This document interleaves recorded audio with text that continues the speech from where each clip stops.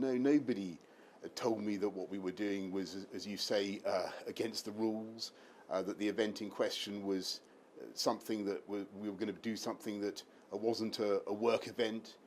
And, as I said in the House of Commons, when I went out into that garden, I thought that I was attending a work event.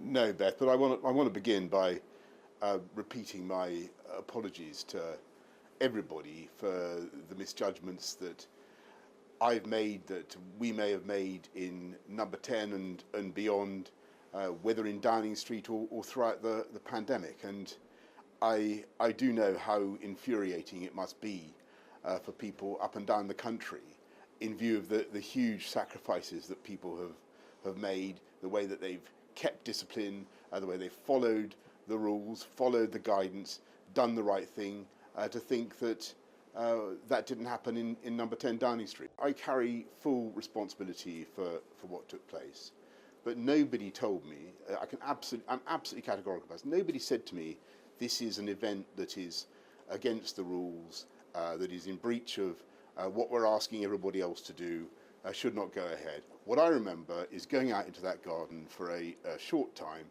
and 25 minutes or so, thanking staff who'd worked on COVID, who were continuing to work on COVID, and then going back to my office. And all I can say is, in retrospect, as I said to the House of Commons, Beth, if I had my time again, I would not have allowed things to have developed in that way. And when I went out into that garden, yes, I should probably have told people, I should have looked around and said, well, we've got to go back indoors, or this isn't the right way to do things.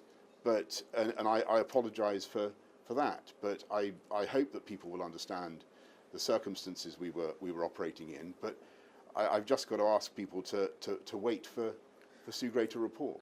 Because this is important. This is the first time we've seen you since reports emerged in the Daily Telegraph, not denied by Downing Street, about two boozy parties held in the garden, in the buildings of Number 10, the night before Prince Philip's funeral, when the country was in national mourning.